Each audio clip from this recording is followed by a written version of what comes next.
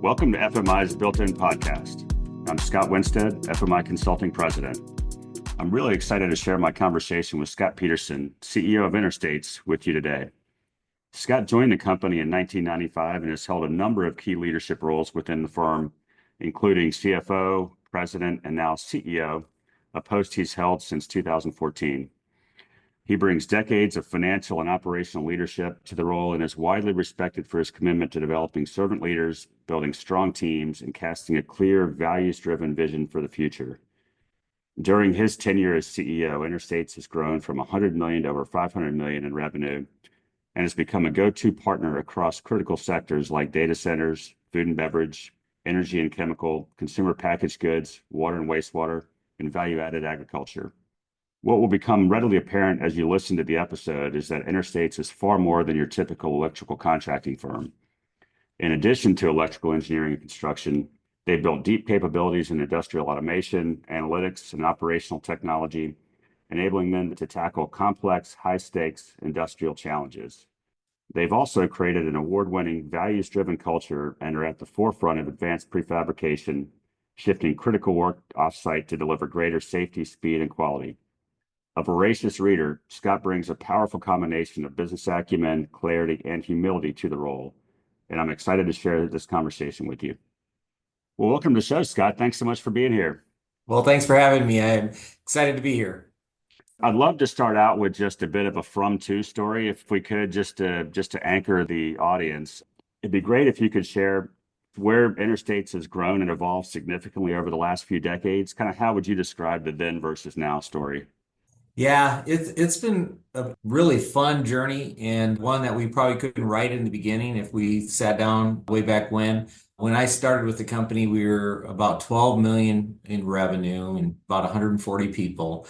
And we've gone through a lot of changes over time. We were one company back in the 90s, and then we went to the business unit model to help with growth, to help get into different areas of servicing our clients. And then through that, in around 2000, we were probably around 40 million. And then in 2014, we were about 100 million. And this past year, we'll be right around 500 million.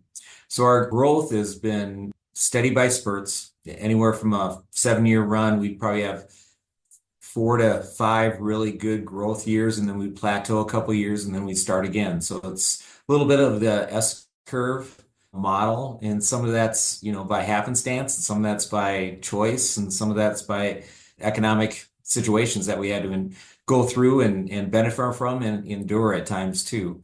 But all in all, one of the things that started from there is the foundation of our core values and wanting to be servant leaders, and trying to create an environment that our people could really thrive and make a difference. And 1996, we kind of had our core values launched. In 2005, we added a vision statement, and then 2012, we added the why statements from Simon Sinek's Why, and that was probably the pivotal change in our culture. Prior to that, I would say our culture was probably owned by the leaders. We talked about the values, we talked about the vision, we talked about the direction. And once we launched the why statements, it was really amazing, because that's when our team members started talking about our culture more than we did as leaders. And I kind of say that's when the culture was owned by the team members, the employees, and that's awesome.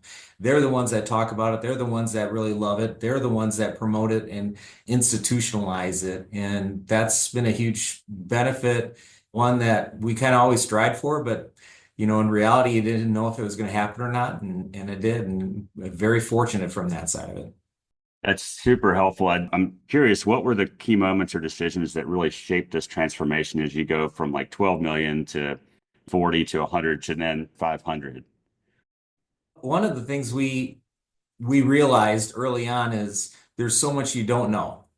And you might know your situation exceptionally well, you might know your clients exceptionally well, your company and all that, but when you're changing, when you're growing, there's different levels of organization. And it's that old saying, what got you here won't get you to where you want to go. And you have to change some of the things that you really hold dearly and might be really good at, but you have to create space for the new. And Our founder was John A. Franken. He passed along to his son in 1995 in August. And then Jim had a different vision than his dad. His dad was very traditional, top down. Jim wanted to change the culture a little bit more on the servant leadership side of it and create more opportunities for people to lead. And I remember talking, there was probably, I don't know, 10 of us in the room, and we talked about the biggest challenge we had was having enough leaders. Leaders were really probably the biggest constraint that we had to reach our potential.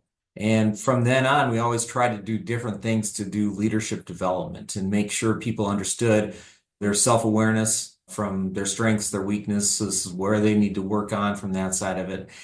So when you're going from top down to more of a team environment, you have to give up some things that people hold very dearly, which one is control. I mean, when you're a small company and it's top down, it's easy. You make all the big decisions and you have to live with it, and you're usually good with that.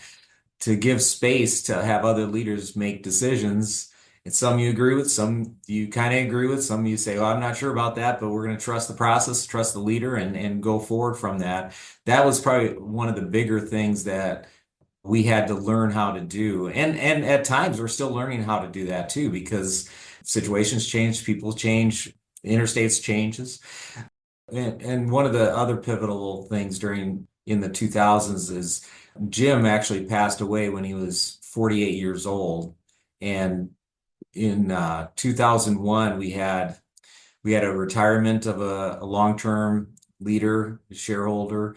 Then we had Jim Franken pass away, and then went into the dot-com bust. And then we had one of our contracts, our largest contract at the time, taken away because of the M&A. The new owner just canceled the contract, and lost some backlog from that.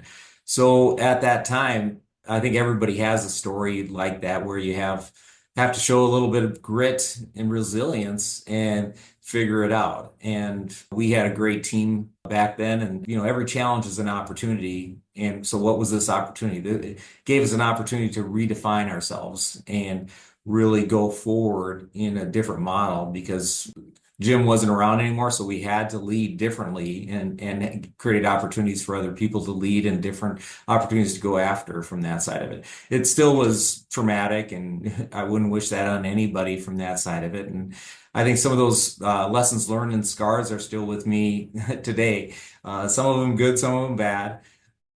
But then, as the business unit model grew, we actually ended up getting some feedback. It probably started in 2010, but definitely got it in between 14, 15, and 16, that a lot of our clients told us we were getting hard to work with. We weren't acted like one company. We started acting like three different companies. So we had to take a step back and reflect and kind of redefine ourselves again and say, what do we want to do? So we kind of rode that model till it made sense, and then we switched models to more of an agile or a helix model in order to give us more flexibility and agility to wrap our arms around opportunities, wrap our arms around clients. The one thing, as you get bigger, the one thing that was really hard, and we still struggle with it, is redeploying resources. A lot of times when you deploy resources, it feels like it's forever. They can't transfer out. So it doesn't create as much opportunities for the individual, doesn't create as much opportunities for the various leaders or the business units. And you actually end up at times almost competing against yourselves for talent, and that's not good. So when we started getting all that feedback, that's when we wanted to do kind of like another S curve and redesign ourselves, reimagine ourselves, and kind of do this new structure that kind of put us in a better spot as at a larger company. And I'm sure at some point this is going to have its full life cycle, and you're going to have to reimagine it again. One thing you said, Scott, that I want to talk about and love to hear your perspective on is you all identified the single biggest constraint being leaders, the number of leaders that you had that could row with you. I mean, we certainly see that as well. You've got the president, 1,000 helpers. That business will only scale but so far, just by definition. And that requires a mindset shift of the existing leaders to give up control, which is the word you used, right? So at some point, there has to be sort of a giving up of control and then a feeling of being okay with, okay, some decisions will get made, some mistakes will be made, but on balance, if we develop the leaders, then we'll trust in those leaders to make net much better decisions. We'll be a much better place. I'm curious, what did you all do to crack the code on shifting the mindset of the existing leadership team to be okay with giving up that level of control? Yeah, well, I can't say that we cracked the code. I think we made progress. I think it's a journey.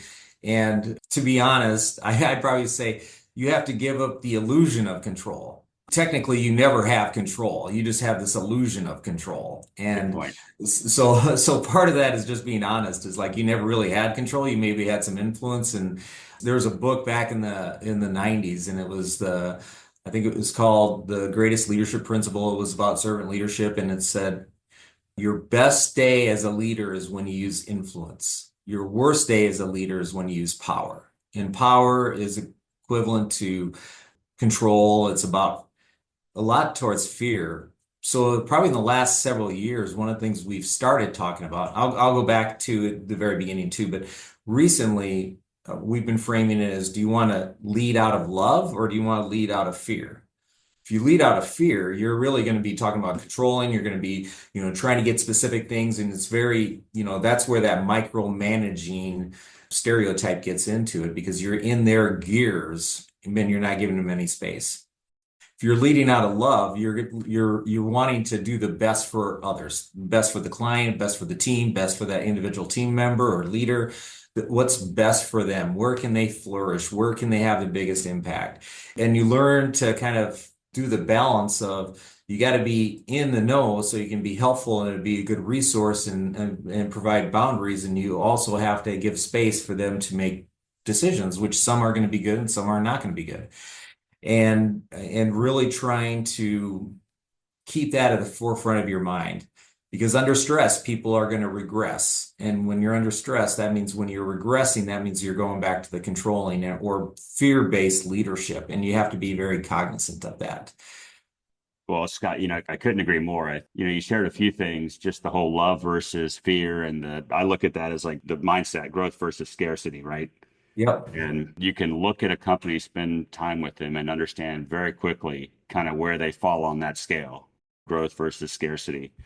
I'd love for you to just talk a little bit about, given the various S curves that you all have experienced and led through, if you had to narrow it down, what would you say you're most proud of? I kind of hate those kind of questions, but I'll answer it anyway. So, a couple things that I'm most proud of. Back during the Great Recession, back in the mid 2000s, the construction industry was hit really, really hard. A lot of companies were down and markets were down 40 to 60%. We were very fortunate to have some diversity within our markets and a great relationship with our clients. And during that time period, we were at around 83 million, and we were 83 million for about 3 years in a row. And it sounds odd, but it's not about growth, but that defined resilience for me, for us to face that kind of adversity and to do that and to continue to develop our people, continue to work on our culture, to continue to add services for our clients and continue to build relationships, run business how we want to run business and not have to contract like a lot of other companies did. That was probably one of the things that I think speaks highly for the leadership team that we have and all our team members at Interstates during that time period. I'm going to change your question. So here's a couple other ones that I was proud of. I think when Jim passed away, that was traumatic, and a lot of people, a lot of companies didn't think we were going to make it.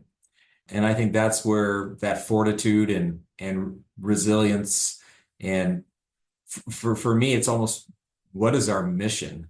And out of that kind of challenge, the opportunity was to almost reimagine ourselves as, we want to be an enduring company. We want to be in a company that lasts past multiple generations. So we can pass our culture along to the next generation. So they can have the similar opportunities that we had being part of Interstates. They're not fun times by any means. But when you look back, you end up accomplishing a lot during adversity. And I think some people say adversity builds character, other people adversity reveals character. I'm not sure which one it probably changes on the day, which way I probably would look at it. But when you're working with good people and you have great leaders and you're focused on what we want to accomplish long term, then almost anything's possible. And I think those were two really good stories of it. And even just recently with COVID, I mean, COVID's a four-letter word basically, and nobody wants to talk about it. And it wasn't fun. It was scary. I mean, that was as scary as some of the stuff I did. I'd never seen shutdowns before. I mean, we were all over the country and we didn't know what was going on, and it was pretty impressive to see our current leadership team kind of rally around it. We created a nerve center so we could be faster and have more empowerment to our sub teams that could research and do different things, talk about safety, talk about clients. So it wouldn't get bogged down in decision making at the top. We created this nerve center that really rose to the occasion and really created confidence we could get through it from that side of it. So those are probably three of the bigger ones that really pop out to me that when I look back, those are some amazing things leadership teams really did here at Interstates. You talk about being really pushed and adversity revealing character. I think, we have a colleague that's fond of saying all development happens at the edge, at the edge of your comfort zone and maybe slightly past. If it's always comfortable, if it's always stasis, nothing ever changes. You kind of stay stuck. But something you just shared there, Scott, about the nerve center that you created out of necessity during COVID, just to get speed to decision, speed to execution. What from those days stuck and have kind of changed the way that you operate the business today as a leadership team? So in 2018, we started researching what we need to do different, moving away from the business unit model and figuring out what we wanted to do next. We made research and did some decisions. We launched it in October 19, and we were just going through that right before COVID hit. So the COVID hit, and some of the things that learned back in the Great Recession and even the dot-com bust in the early 2000s, and even in the 90s there was some tough economic times we had to deal with there. So bringing those lessons learned, saying this is an opportunity to share that knowledge with younger leaders and give them direction and empower them to make certain decisions. So one of the things that the world was changing so fast and everybody wanted decisions fast and all that. And we kind of said, historically, what we go into when we go into a crisis, and it gets pretty boring, but calm and confident. That's what we're going to do. We're not going to be rash. We're not going to be jumping to conclusions. We're not going to be acting on assumptions. We're going to be calm and confident. So this nerve center said, what subteams do we need? All right, we have to understand what's changing in the law, what's really happening in the laws, what are we really required to? Can we rent cars? Can we do this? Can we do that? Can we go into the state? So this small sub-team said, you're in charge of researching that and telling us what we can do. Don't give me 5 different things we may or may not do. That doesn't help. Tell me what I can and can't do. I want clear lines. And then we talked about how to support our team members, how to do remote work, we could do all those type of things.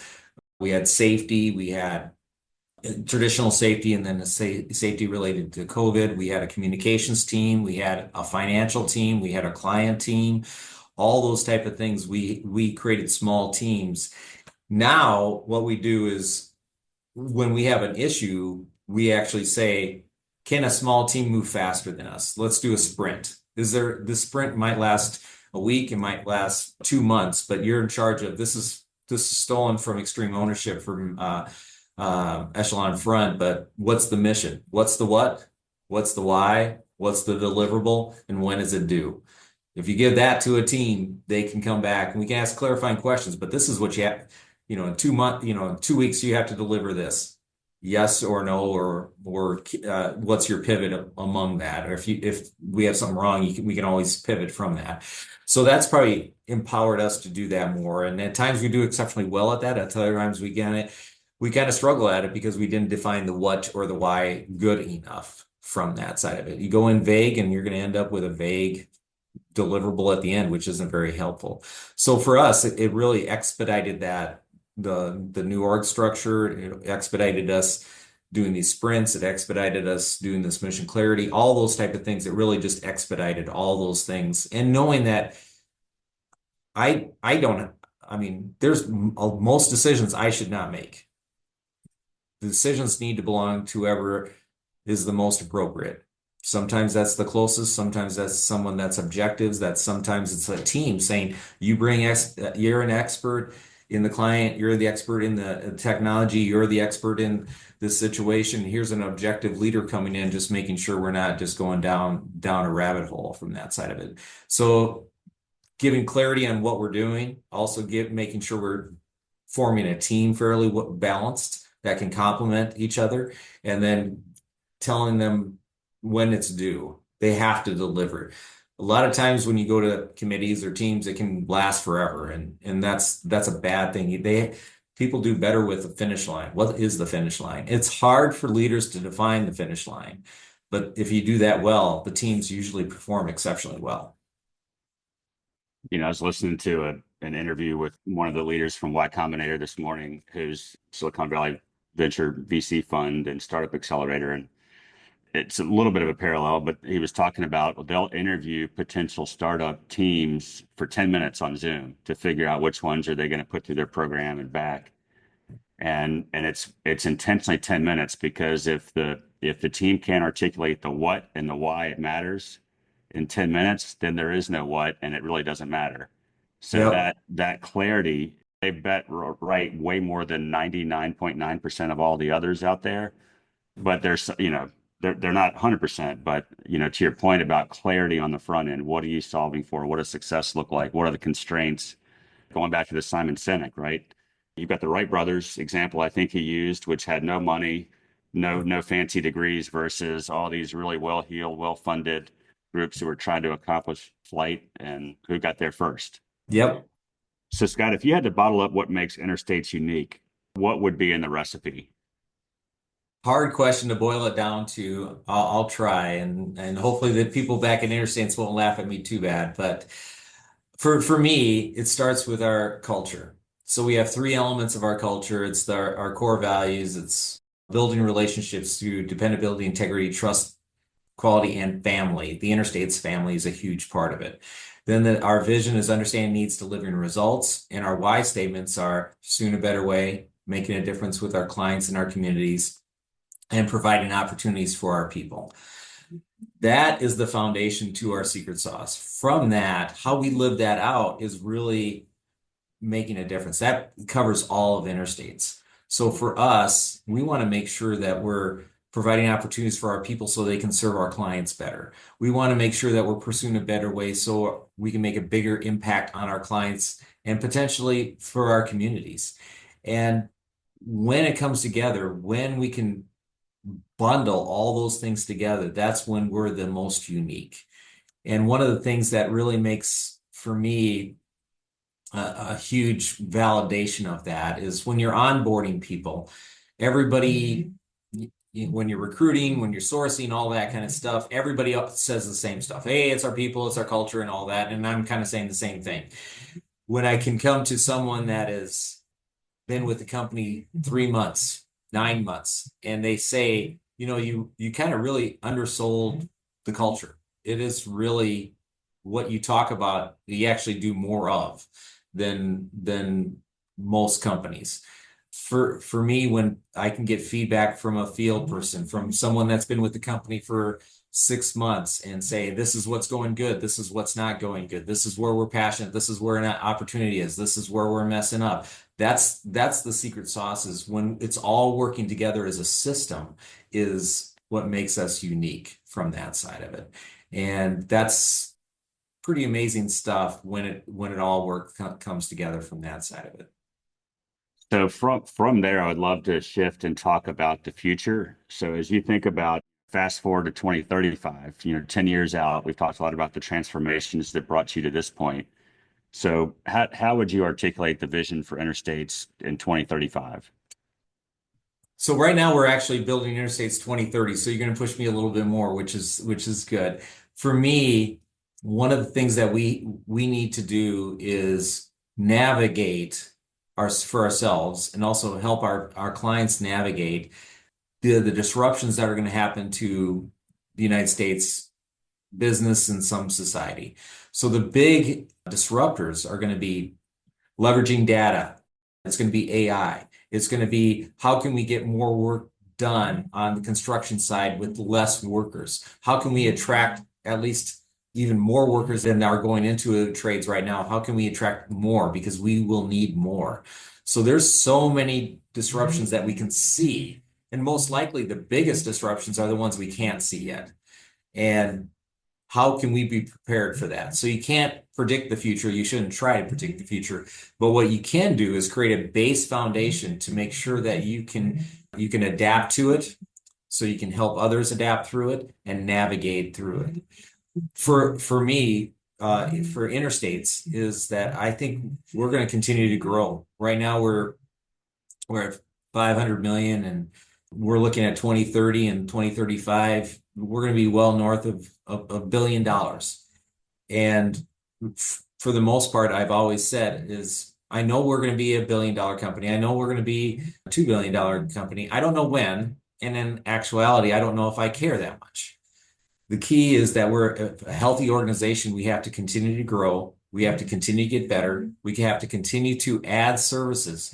We have to occasionally stop doing things that don't add as much value, or we can't do it to the level that our clients do. We have to bring a partner in to do it. We have to continue to push ourselves and be real with ourselves on what we are excelling at, what we're struggling with, and what the client and what the marketplace needs from us. But for me, I think construction is always going to be a big part of us. We've always been in the industrial market sector, and that's going to continue to do so. Whether it's processing plants or manufacturing or data centers, that's going to be the heart and soul of where we're always functioning. We're also adding on the technology side, whether it's engineering or programming or analytics or instrumentation or a lot of different other things that are going to be coming down the road, is that we have to put those together. Historically, they can be separated, but there is a convergence of things happening right now. And I think for us, data, analytics, AI is going to impact the construction industry significantly. I'm not sure how yet, but for us, we have to make sure we're providing those services for our clients from an operations side, their operations side of it, but from their CapEx side of it, there's going to be opportunities for us to do it better. And that's one of the reasons why we're investing fairly heavily into prefab, into manufacturing, into products, because we have to make ourselves more productive. All these other industries are being more productive. Construction is not keeping pace. We are significantly behind if you compare us to other industries. So we have to get at times kind of radical on how we can do that. We have to be way more productive to be competitive, to help our clients be more competitive, because we could be an asset to our clients by being more productive, ensuring we have high productivity, quality, and safety, or we could be a liability if we're not keeping up, if we're not helping them do that. And that's one of the things that we talk a lot about it as an industry, but we haven't delivered like we need to for our clients. To your point about disruption coming to the construction industry, we certainly would agree with that. I think if you think about construction projects, simply speaking, from an owner's perspective, are a means to an end. It's to provide a service, provide a financial return, or facilitate production, if you kind of boil it down into, and I'm quoting Jay Bowman, whom you know. But there's three buckets, and you could put 90+% of all construction projects into probably one of those three buckets. And so to the extent that friction can be taken out of that process to get an owner to their ends sooner, People are going to invest in that and figure it out. It's just a question of when. Scott, you mentioned something that I think it came from the book you recommended, CEO Excellence, about you talked about saying goodbye to things or services or products that no longer make sense or that could be done better by somebody else. But that whole mindset of kill as much as you create, that says easy, does hard. There's a lot of firms and a lot of leaders that really struggle with giving up anything that has worked for them in the past. So maybe if you could talk for a second about kind of how you all have adopted that mindset to be able to part with those things that no longer, based on the data or intuition, don't make sense anymore. Yeah, I'd probably say we're average right now. And I want us to be way above average. I want us to be exceptional in the next 3 years. One of the things that we're exploring, and goes back to thinking about strategy, thinking about the future. There's some information out there about you can have first generation thinking, second generation, third generation. First generation, they don't have much. They bet it all. They're very innovative. They're very bold. They're taking chances. Second generation have seen how hard that is, and they end up protecting that. They don't want to take chances. Third generation, they said this is the way it's always been. They're almost entitled that it's not that big a struggle from that side of it, and that's when you can get happy, fat, and lazy from that side of it.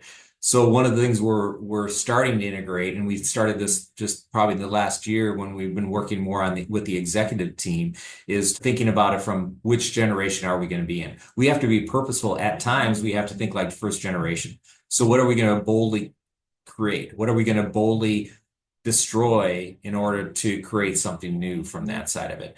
So from that mentality, we're going to be experimenting on that. Our first one, which we didn't actually use that methodology when we actually made the decision, but one of our strategic themes is in the industrial model.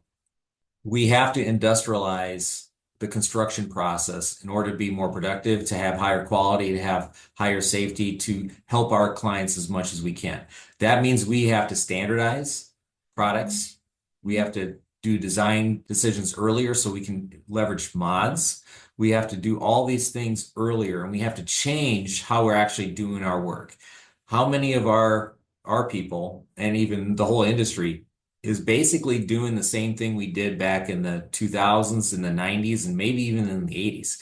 We've just made it look pretty with more technology and all that, but we haven't substantially changed how we do our work. We have to change how we do our work moving forward. We have to let go of those standards. We have to let go of those things that gave us a lot of kudos for how smart we are, how creative we are, all those types. We have to let go of that and do something we've never done before, which is scary. And that's where the resistance comes into play. So for killing stuff, what we want to do is more, don't kill for kill's sake. And I think that's where a lot of the old mentality comes from. It's really, you're trying to recreate, reimagine, and you just happen to have to kill something in order to get there. That's probably the more appropriate way to look at it. Otherwise, you end up just doing some hodgepodge that doesn't necessarily help the system a whole lot or the processes in order to create value for your clients. Whether it's true or not, I kind of looked at it when we went from the one company to the business units.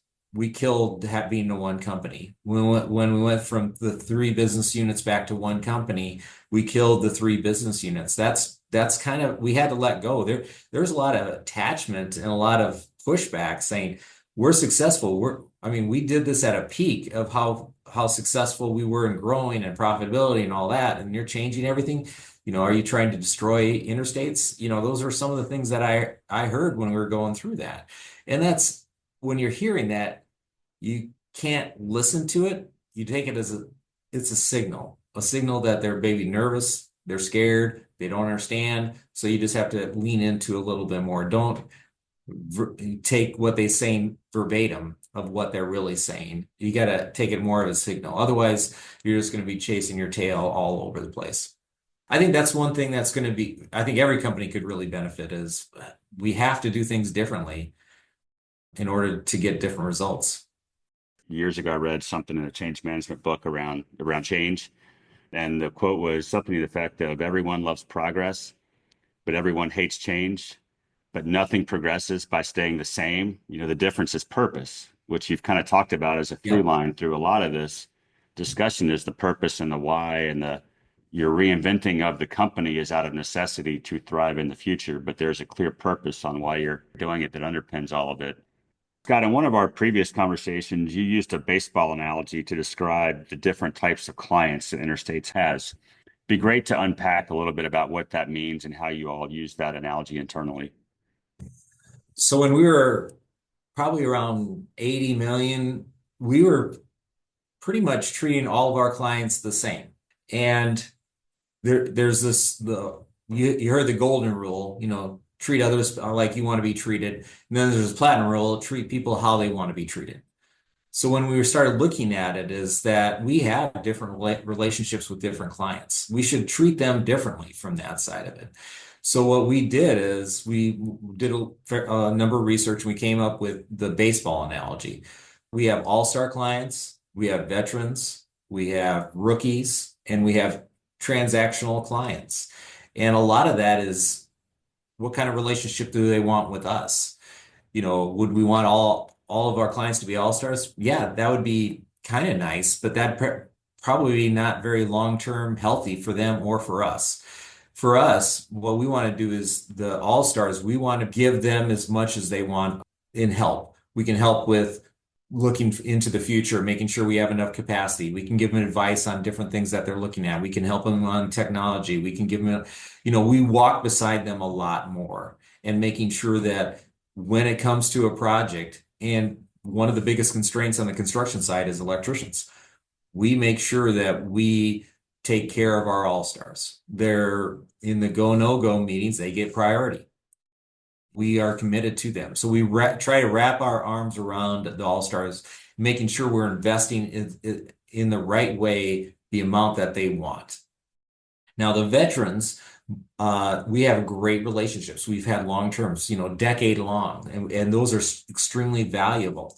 However, we don't want to overinvest with them. We could start bothering them if we're bugging them too much. So sometimes it's just the volume they're doing. Sometimes it's their general approach, but we have a great relationship. We stay in contact, but not as often. If they want additional services, we can do that. We don't assume that. So we're very purposeful from that.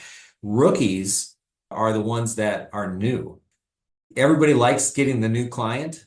The first job with a new client is hard. You don't know how they operate. They don't know how we operate.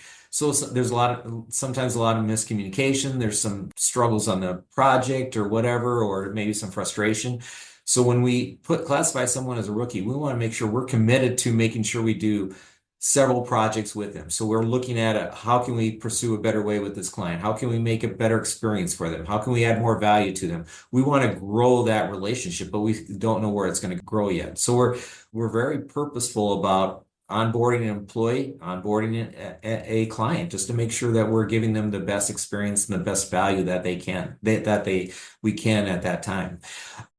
And then the transactional, some clients are just transactional. They don't want a relationship. That's not how they're designed. But when times are tough or when a transactional client comes to us and it fits our backlog, then we'll do it. If it doesn't, then we won't. And we don't feel bad about it. I think a lot of times we used to feel bad about saying no to anybody. And it's like, no, that's kind of their deal. If it fits, great. If it doesn't, don't overextend ourselves. That's not what they want. They want us to be able to deliver, not just to say yes on day one. So for us, it gives us a lot more clarity of how to deploy, how to invest in our clients properly and in a way that is mutually beneficial. One quick story is we had a rookie client and with bigger projects, and I was talking to them and I was explaining this to them, and they asked, and they said, "So are we an all-star client?" And I looked at there's like three other people in the room, and I'm going, "This is going to get interesting." I said, "No, you're not. You're a rookie. We don't know each other good enough to be an all-star." And I didn't know how that was going to flow. I didn't know if they were going to get mad and they said, "Well, that's good. I think that's being realistic. And we don't know each other. This is a journey, so we have to go good." So it went over exceptionally well. I think it's just being real and being honest with people. And if we got a great relationship, awesome. If we have a start of a great relation, that's awesome too, but it's different. Well, I think in general, authenticity as a default is a good thing, right? Yep. Scott, I'd love to shift into strategy a little bit and just kind of where and how you think about placing your bets as an organization. Would love to understand a little bit more about how you identify the right market sectors where interstates can be most successful. So for us, one of the things we want to understand is you have to understand the market. Is there opportunity in the market? Is it declining? Is it status quo? And is it growth? And there is great opportunity even in a slow growth or a flat market. It just looks different from that side of it. So first you look at the pool and then you look at the clients with that. Do we have relationships? Do we have opportunities to grow that? Are they growing? Are they doing things differently?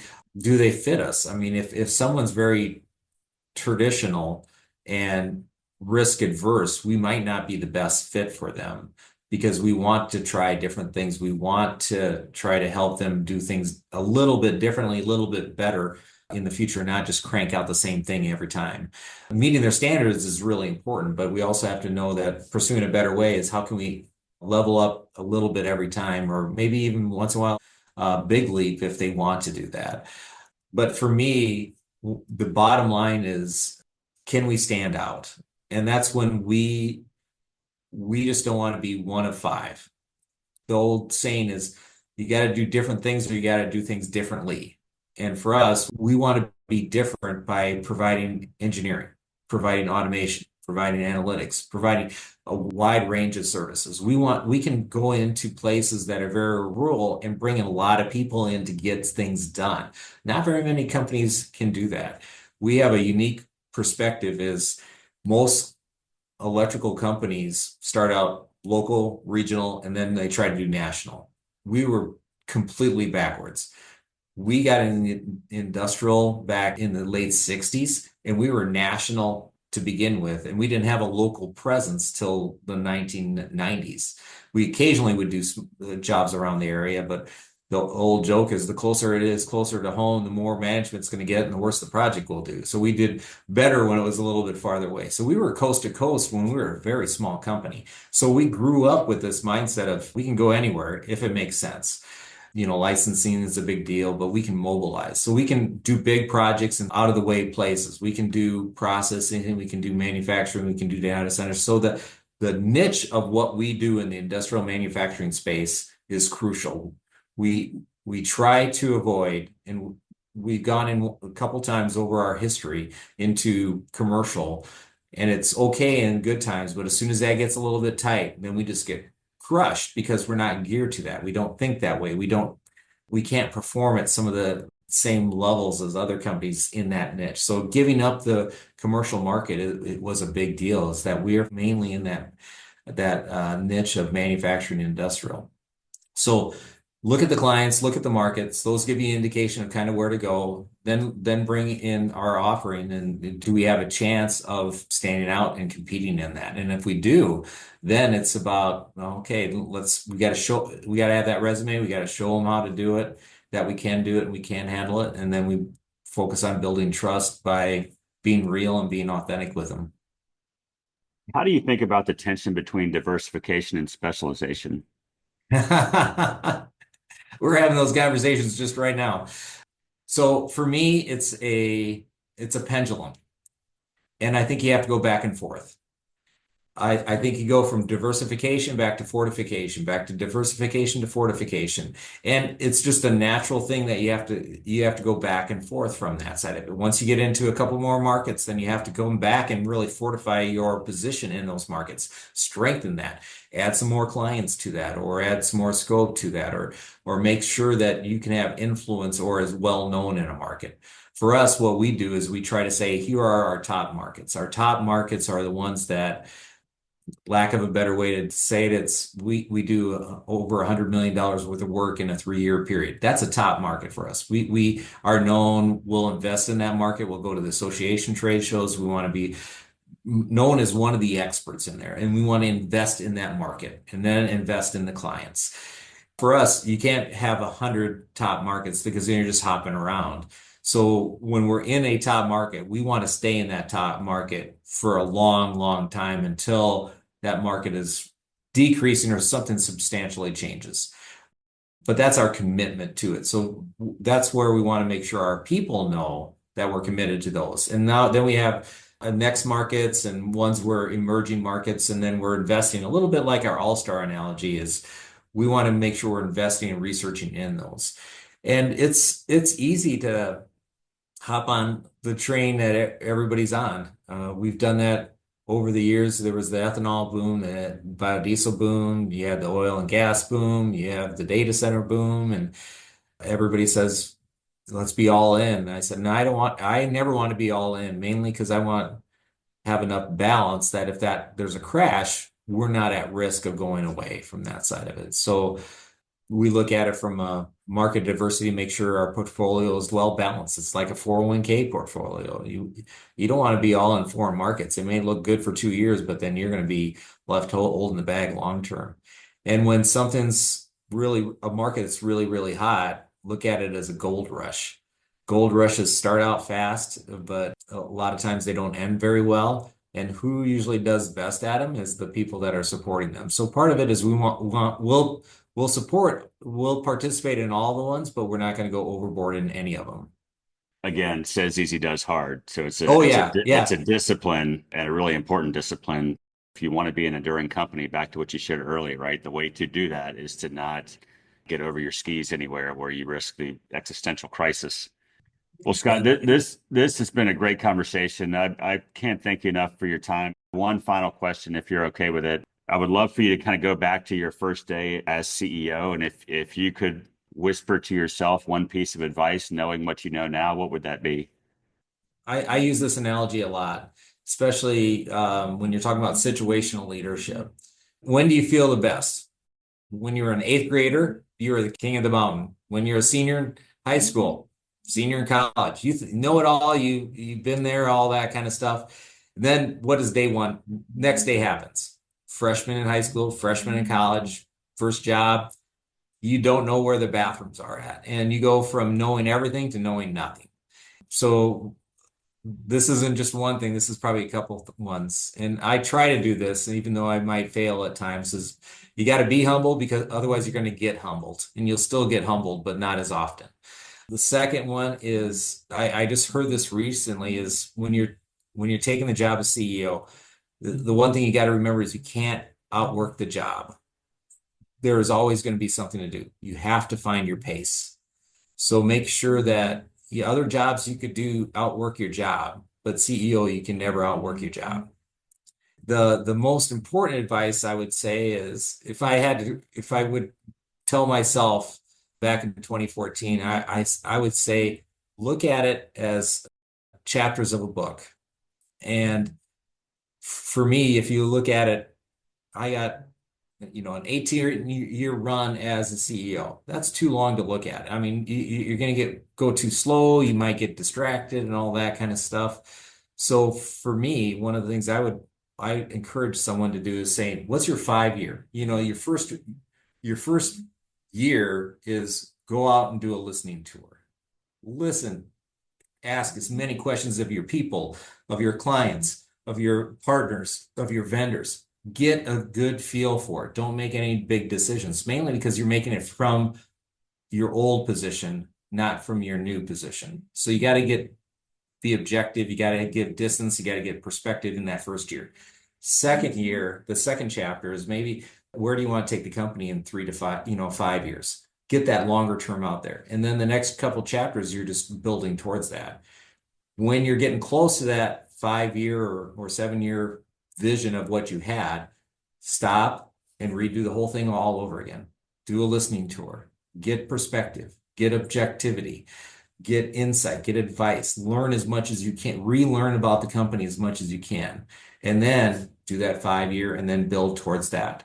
So one of it is just having that methodology, I think would have helped me back then. And that's, I'm implementing it right now is I've been 10, 11 years now as CEO, and then I have probably another 5, 6 years left. And I'm looking at it from that side of it is how can I do that? And actually seeing past me to make sure that I can position the next CEO as well as they can be and making sure that the transition can be as easy as possible. As I'm walking out the door, there may be saying thanks, but they'll be saying the best is yet to come because we got a strong team, we got a strong leader, we have strong vision, we have a great culture, all those type of things. So a lot of things I'm doing right now is trying to position the company to excel after me. And I think that's when you have that kind of mission, and it's not just me. I think a lot of our leaders that are around my age at Interstates are thinking the same thing. How can I position this role or Interstates to be better once I'm there? Because the job of a leader is really to position the next person to really do an exceptional job and better than what you did. Wow. Those are great answers and very thoughtful answers, Scott. I really appreciate one, you thinking through how you would respond to that question. But also, I can't thank you enough for your time. This great conversation. You have the privilege of leading a remarkable organization, and we appreciate you spending time with us today. You bet. I definitely enjoyed it and wish you guys the best of luck too. And hopefully, the best is yet to come. Thanks, Scott.